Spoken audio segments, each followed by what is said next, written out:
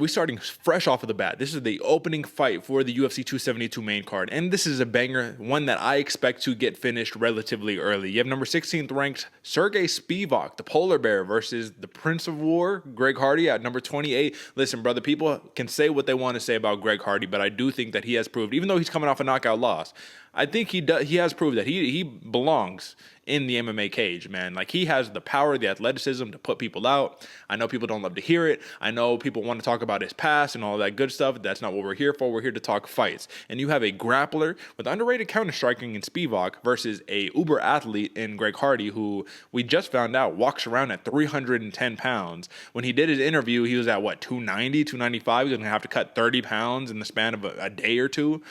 At this point right here, AJ, this is Greg Hardy's kryptonite matchup right here. You have a grappler. We saw it against who was the last fight? Marcin Tybura, right? When Tybura got him on the ground, man, it was almost just game over. It was not necessarily a real smash finish, but it was the, all right, brother, I give up. I don't want to do this anymore. Ref, get him off of me. However, in the Tuivasa fight, he did get starched after putting it on Tuivasa a little bit, I mind you. So, AJ, my man, what are the odds that this fight gets finished in the first round? Because Greg Hardy is a bad man in the first round. So rounds 2 and 3, that's something else. But round 1, he's a bad man. So either he's knocking out Serghei Spivac with them hands, the fast boxing, the crisp boxing, or Serghei Spivac gets the fight to the ground and finishes there. What do you think?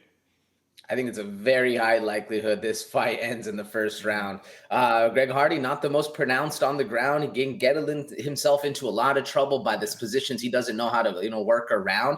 And Spivac is very dangerous. And I think after Spivac's, what was Spivac's last fight? Oh, the Tom Aspinall.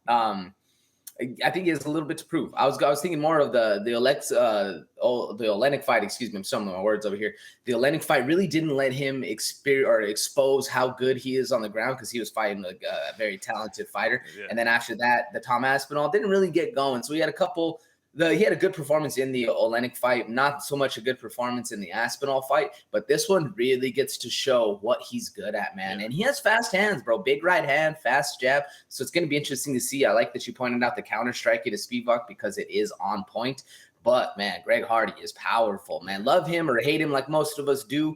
Greg Hardy, he has proven himself that he does belong. And what I like about what he's doing, don't like the man himself necessarily, but I like the fact that he is growing as an athlete and treating this seriously and really taking the time to develop himself. Maybe he developed a ground game in the interim. Maybe we don't really know, but it's going to be hard because it's one of the hardest aspects to really get going. I like it's going to be. I like this fight in general. Yeah. I think Spivac does have the more well-rounded tool belt, so I think that's why he's the favorite. Either way, I do think this fight's going to end in the first round. What about you? Yeah, no, I absolutely agree with you right there. But I do think that Greg Hardy, in terms of developing a ground game, I mean, that's the aspect that takes the longest to develop in mixed martial arts, right? You could become a really good boxer, good kickboxer, good Muay Thai fighter, but at the end of the day, man, wrestling is something that you have to have bred in you. You need the reps, the muscle memory, all the instincts, all of that stuff, right? And I just don't know if Greg Hardy has that, especially on the level of a Serghei Spivac. So this is kind of the big point right here. We know that Spivac is going to have to be very cautious in the first round. We know that.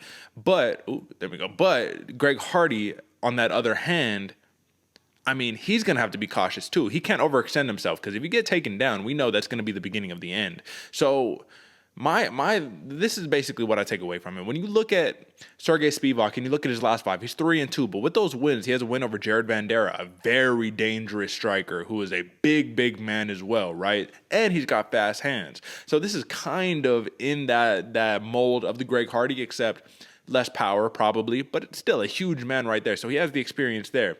He has a win over Carlos Felipe, and that's another dude who has big hands, more looping shots, right? Shorter stature, but big striker. And then he has the win over Alexei Olenek, which is very impressive given that he was a grappler. So he's like, I can't really go to the ground and try to smash this dude who that's the best shot of him winning. I'm gonna have to use my hands.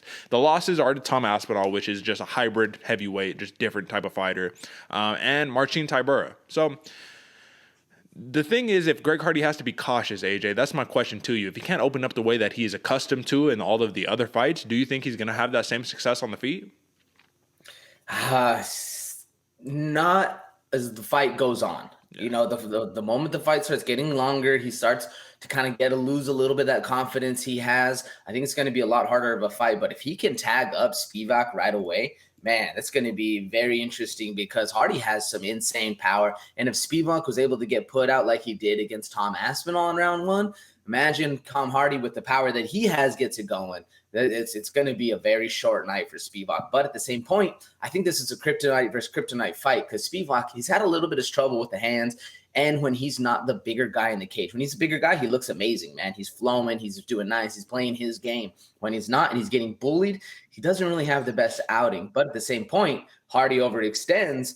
Then Serghei Spivac gets a takedown, puts him in those deep waters that Hardy doesn't know what to do, man. And then the doubt starts to really creep in. The muscles get tired. I think this is one of those fights that both people have the skill set and the weapons to nullify the other weapons and the skill set of the other fighter. Very interesting fight coming forward. I like that it's the first one leading off the main card because I do think this one can end in the first. What do you think, Derek? I think that this one can definitely end in the first. We've said it ad nauseum at this point, but this is the big takeaway right here. This is the final question on this matchup. Obviously, we're going to give our picks and all that, but when I'm looking at the prop bets right now, Greg Hardy to win by knockout, TKO, DQ, or submission is plus 275. Do you like that number? Are you throwing a little bread on that just to see like this could happen? Because Spivac, by the same stat, knockout, TKO, DQ, or submission, is plus 120.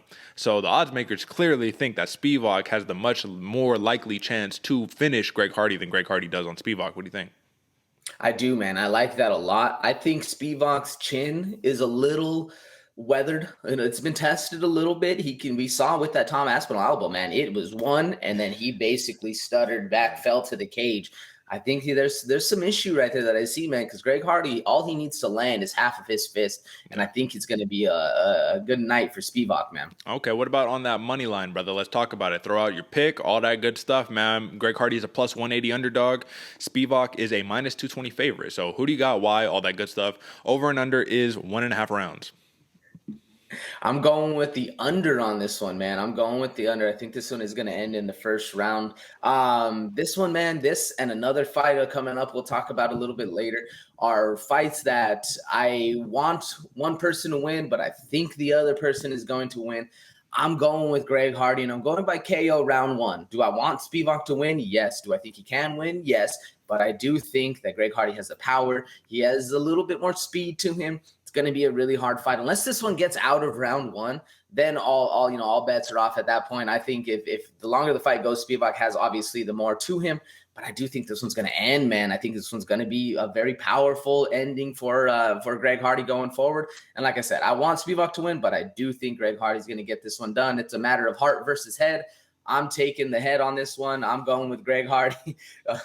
No pause on that one, man. But yeah, Derek, what about you, brother? Well, listen, I'm going to go the opposite. In my mind says Serghei Spivac wins this fight. My heart says Greg Hardy could really clip him in early in the first and get him out of there. But I'm going to roll with Serghei Spivac in this fight. I think the grappling is just too much because as soon as like the discrepancy that Greg Hardy has on the feet against Serghei Spivac in terms of an advantage striking is not nearly as much as the advantage Serghei Spivac has on the ground versus Greg Hardy. Like if he gets it to the ground, it's basically game over. This is similar to the Islam Makhachev Bobby Green. It's just like if he gets him to the ground, we know it's like, can he get up?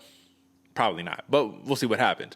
I don't think that Greg Hardy is getting up against Serghei Spivac, who, like I said, if you can control Alexei Oleinik on the ground, if you can control the Jared Vanderas, these huge monsters on the ground, good luck, you know what I'm saying, against the young prospects in the Greg Hardys. But I'm going over 1.5 rounds because if we're talking about 1.5 rounds, that's 7 minutes and 30 seconds. So I think it's just going to last a little bit longer than that. A little longer for the ground and pound style of a Serghei Spivac, but I am going to TKO finish in that second round. So a win is a win is a win, and I think Serghei Spivac gets the job done here at UFC 272. You got Hardy. It should be a good one. We'll see what happens, my man.